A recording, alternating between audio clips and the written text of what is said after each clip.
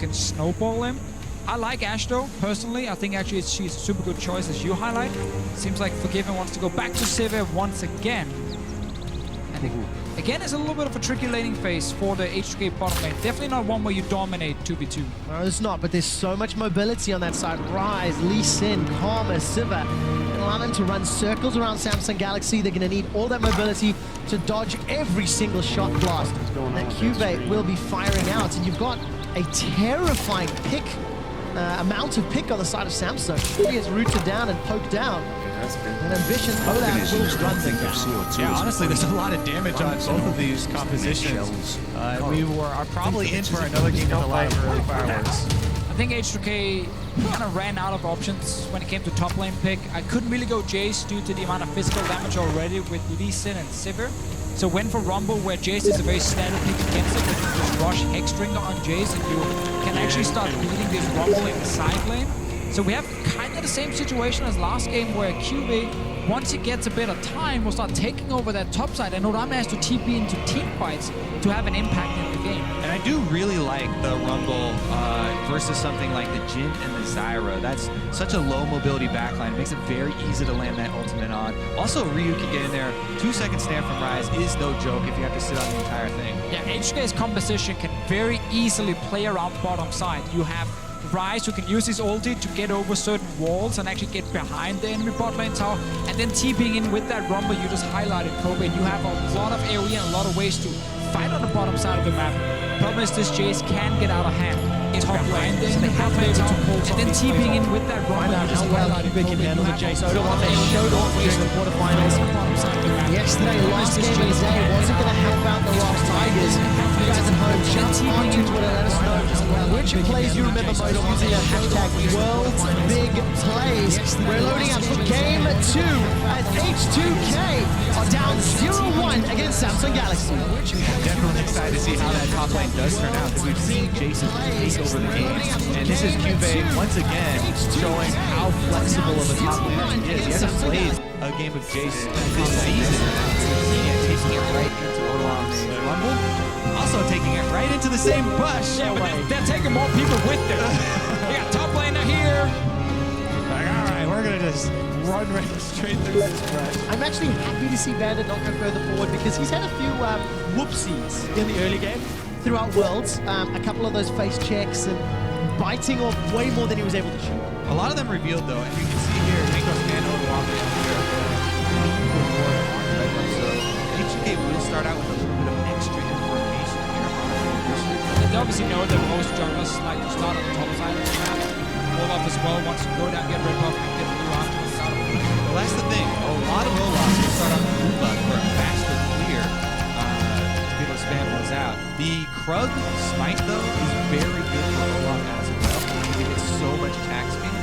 But also with Ambition getting later blue buff now, he can actually have more impact on the map after he's clear, where he's still going to be fine on HP, can contest Rift Scuttler, maybe look for a little bit 4 games, something we have definitely seen before from these Olaf with the Ghost early game. The important thing to me is that the ward on this red is going to see the exact path of Ambition. Lee Sin is perfect for killing Olaf when he gets low health in the jungle. This is something I've been prepping the entire tournament, so you've seen Olaf. He likes to get low in the jungle, so he gets more attack speed. And Peanut on Rocks was the only guy to go in and try and kill Olaf in the jungle while he was low. Ambition is actually chugging a potion fairly early there, but not going with a highly greedy route for I feel like we've seen this before from Zyra going wind speed. Classic whoops, wrong page. How many times does a pro have to do that before you rethink your way? Yeah, I'm like, this is really great. What's happening there? You chuck a potion and then you get a 2 on one armor. Yeah, definitely wants Thunderlords on it, so a bit of a misclick for JJ, but should still be okay in the lane. Get to see another wall being placed by H2K to move up now. Jankos is not in a position to contest it, however. They dropped the ball. Raptors actually rushed over, but obviously with Ambition skipping his Raptor camp, he's already at the blue buff and will be able to secure, get that mana back, and still healthy enough to impact the map. Getting Bandit down the bottom lane, trading with 4JJ. Good boomerang for Forgiven, but he's out of consumables. Plus, another big thing is that Ambition saw that word place, so he knows that they've been. He knows they know. I mean, it adds so much. And if you play. That's why I love to see the players that will play those mind games where when you know you're exiting you very obviously go for one direction. And something sneaky here like Jankos is doing when you have the Raptor smite, which lets you know that you have not been spotted on board. Never mind, he got the walk on. Okay, Jankos gonna spot Ambition. Another option to take risk on him. He was actually waiting for Ryu to return to lane. Ryu had to go back to get the tier. He wants to get the move on to Ryu and had to wait for him to come back. So he could actually done Rift Startle, decided to go for Raptor, see if maybe Ambition wasn't there. Yeah, I mean, the problem is that you have to catch him low. Otherwise, Olaf will absolutely destroy Lee Sin there in the 1v1. I mean, Ambition is already out to that level lead, you know, up that one camp. And Jankos been trying to walk around and get more information, but Ambition is going to grind out that. Yeah, it's definitely just a play to steal away a camp and not kill the This time around. Every time we look at that bottom lane, Ruler, Cordia, J are trading blow for blow with Forgiven and Vander as Ambition spots out the ward. Odo realizes he's now in trouble. Trinket was just recently used, so going to be in the dock for a little while. But it's always fun because Oh, bro, Jankos saw we're gonna have to have Ambition a talk.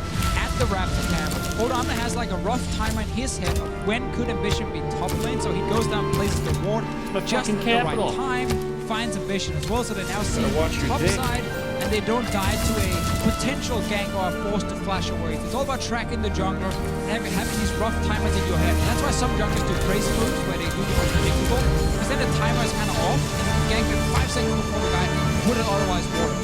Big damage. Cube jumps to the skies and puts the hammer down. Samsung Galaxy have already gone 100 gold lead. They're up in CS.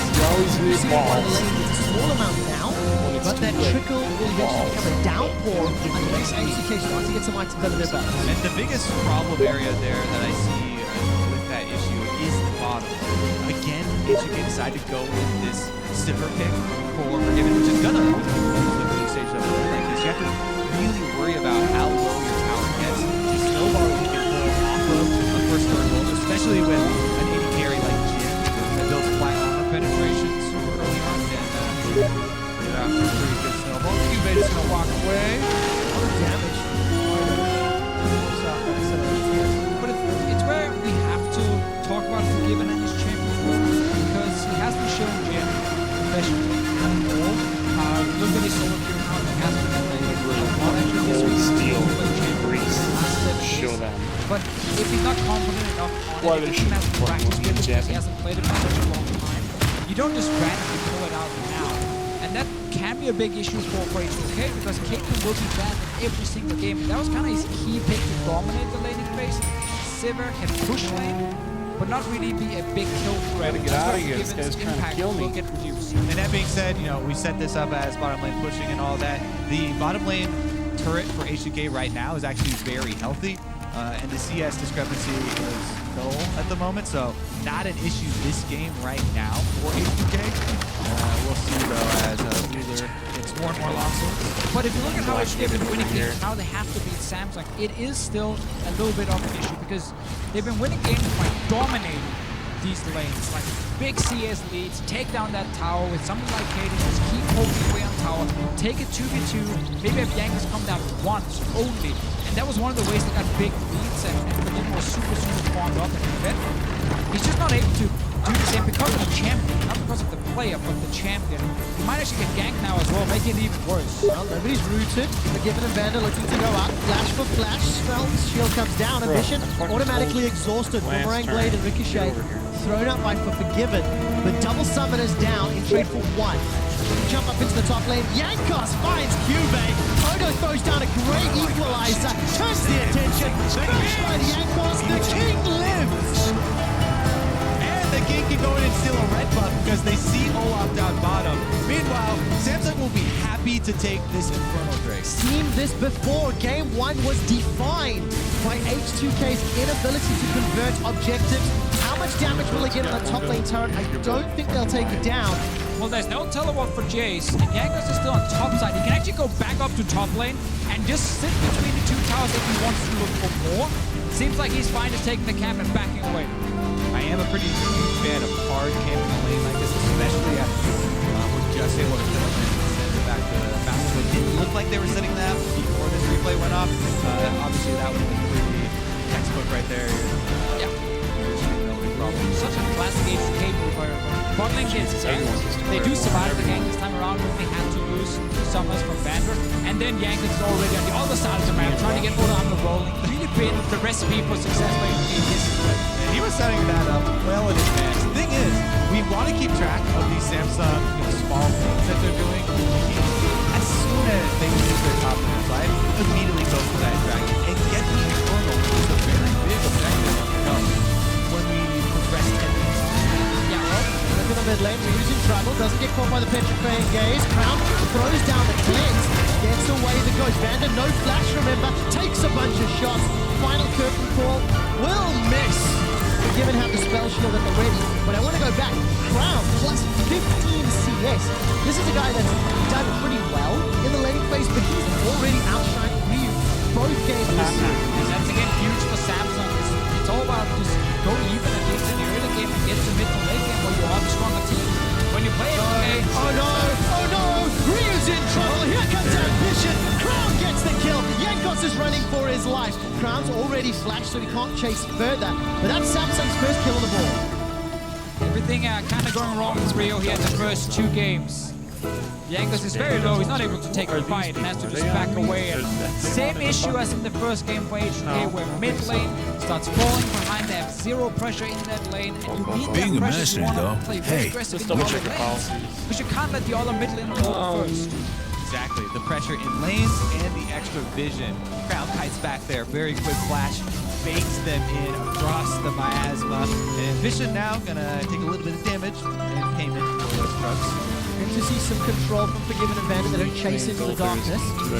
JJ was waiting in the bush, but Samsung, despite giving up first blood, up in CS, they've got a minor gold lead. Kuve sidesteps the Sonic Wave, uses the hammer, and sends Jankos away.